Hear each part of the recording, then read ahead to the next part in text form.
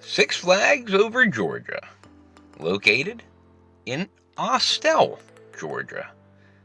This is Clay with the Pennsylvania Roller Coaster Club, and we're here today to take a look at the coasters of over Georgia and put them worst to first.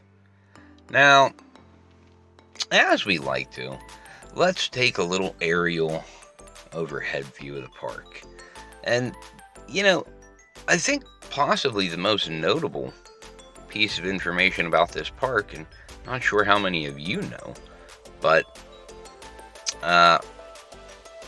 roller coaster YouTuber and theme park YouTuber Airtime Thrills, this happens to be his mostest favorite park, and I say that tongue-in-cheek because he did not have many nice things to say about it for quite a long period of time. I can say my opinion of this park is completely different. But then again, I will also admit that I think I'm the only person that I know that really likes the park. I hear some people that don't dislike it, but maybe I'm the only one that likes it. Speaking of liking it, I like season passes, and I like giving them away. So does K-Dog. So the 2024 season pass holder giveaway, if you are a subscribed member to the channel, you are eligible. And we are going to be announcing a winner live on May 4th. So, May the 4th be with you on that day. Hopefully you are the winner. Now, coming in 2024 is the Ultra Surf from Intamin. And recently it was finally given its name as Georgia Surfer. And I typically, this is not my type of ride, but I'm really looking forward to riding this. These Ultra Surfs are pretty cool as far as the hang time sensation that you're kind of getting vertically. The spinning seats for this larger model, I think, is really going to be something that's pretty cool.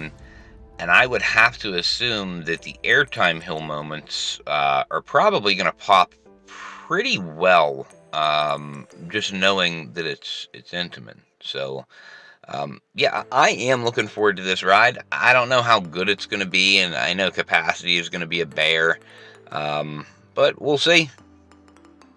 Number 12, Kid Cosmic Coaster. So, these are actually pretty cool little rides, guys. They're much more fun than they deserve to be. And if you, much like I, were a little skeptical of a ride that was going to be manufactured by Skyline Attractions solely again, yeah, I had my reservations. But, man, you can't dispute that these are pretty wicked. Man, why couldn't they have had cool stuff like this for me to ride when I was, the age-appropriate age for this ride? Maybe we would have had more coaster enthusiasts that are our age if they would have been so approachable like this. Huge win. Number 11, Dahlonega Mine Train. Now, the Dahlonega Mine Train is, it's actually not that bad of a ride. But it is a little bit rough. And, I mean, that's the cost that's associated with doing business with an Aero Mine Train, or any mine train for that matter, is it's going to be a little rough. This one, as you can see from the POV, a little more so than others. Now, I mean, this is an extended and creative layout. They do a great job of utilizing terrain. But as you see here, you're kind of either in an uneventful lull in the middle of the ride, or you're in a section of transitions that are much more painful than they need to be. But that's the ride. Number 10, Joker Funhouse. So this this actually is pretty cool. You know, I mean, for what it is. I don't think that anybody is going to tell you that that this is an action-packed thrill coaster from the heavens. But if you are a little kid and you're looking for your first piece of true excitement, this is wicked. And Chance Rides does a great job with these rides. Doesn't surprise me at all. Number 9, Great American Scream Machine. Yeah, this is a pretty interesting roller coaster to me. I heard that it was absolutely unbearably rough, and for most of the GP, I believe that statement to be true. I am a glutton for punishment, and I do enjoy rough wooden roller coasters to a certain degree, as long as they don't physically leave me injured or in severe pain. I don't mind the bumps and the bruises, as long as it's not, you know, again, something that is going to leave long-lasting injury and pain.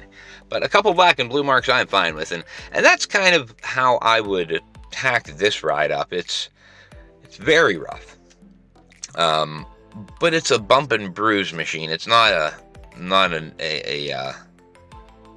week or month-long injury sustaining machine. Pretty cool, good historical value. Number 8, Georgia Scorcher. No big shock here, but I am not the biggest fan of stand-up roller coasters. Well, taking Pipeline, the surf coaster, out of that equation.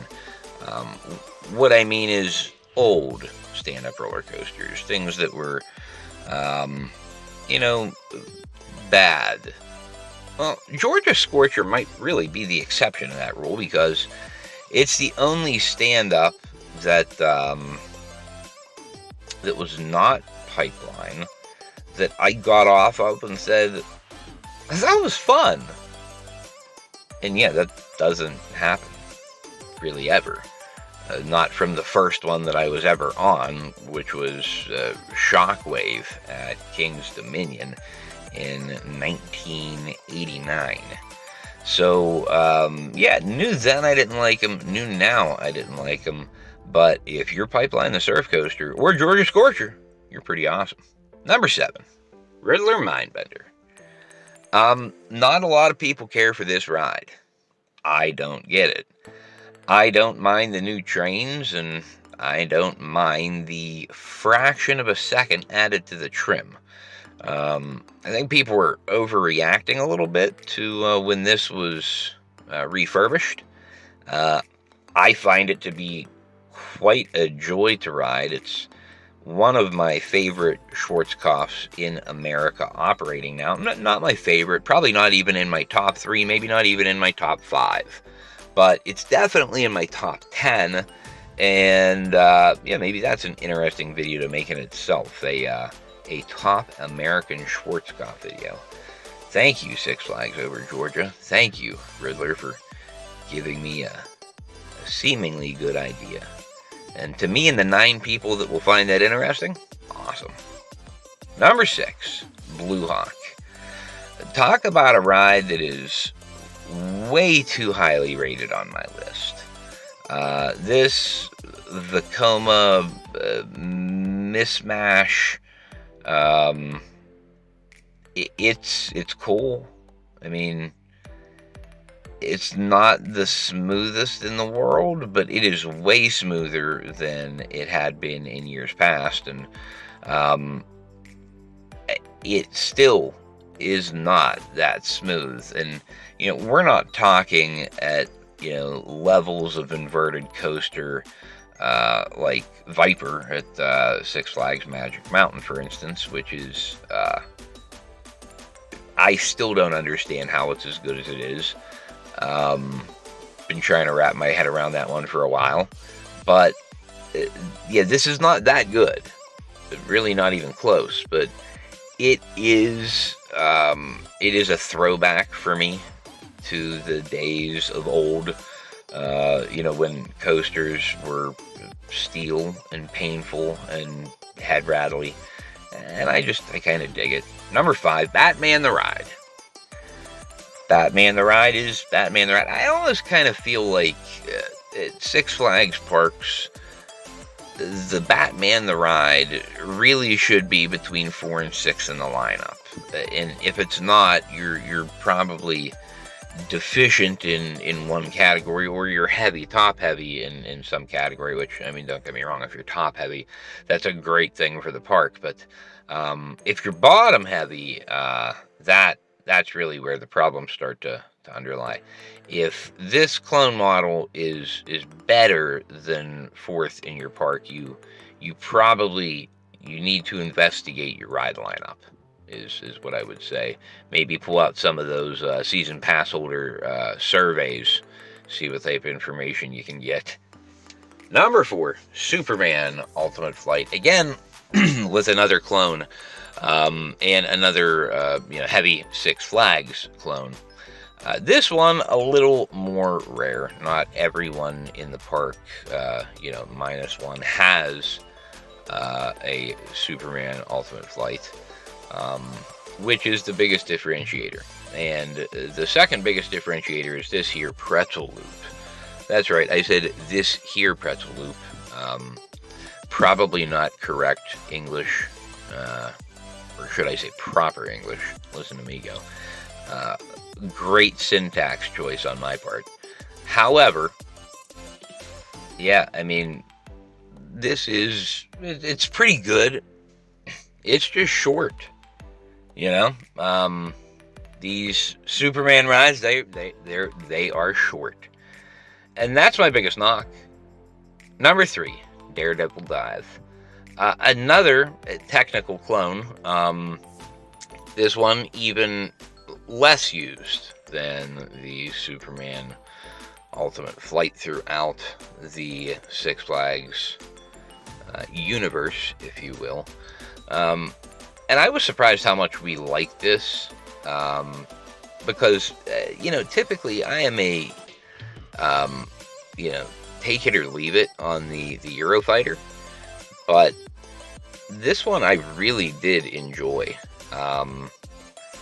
And I don't necessarily have a great explanation for you. I just had that feeling. And it made me re-ride it.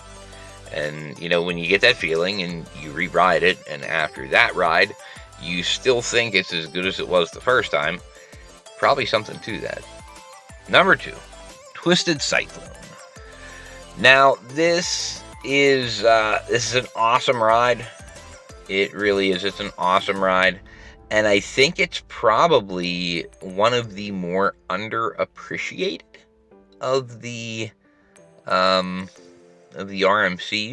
It's not very tall, not very fast. It doesn't have any, should I say, standout element that makes it special or unique amongst its peers. It really doesn't have anything to call its own, but it's so good. But number 1, it has to be Goliath.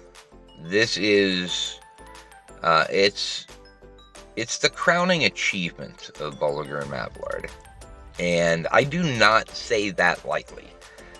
They have a lot of phenomenal rides, or as we on the channel like to say, bangers. And, B&M, it actually does not stand for Bolliger and Mavlard. It actually stands for Banger Maker. So, I am not going to say that lightly, but this ride is vintage in all of the best ways. The profiling on these airtime hills is truly nothing like any other B&M. And the finale on this ride is very, very Intamin-esque in the sharpness of ejector airtime. It does things that other B&Ms do not do. And it's the only time ever on a B&M of any type that after I went down the first hill, I felt unsafe as to how loose the ride-off had allowed me to be.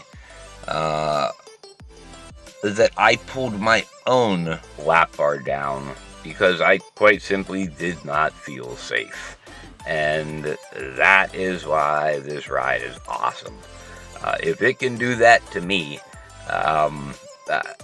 it's special. It is special. If you haven't been out to Six Flags over Georgia, guys, make it a priority. There are a couple rides that are once-in-a-lifetime level experiences, especially Goliath. But until next time, guys, we'll see you out there.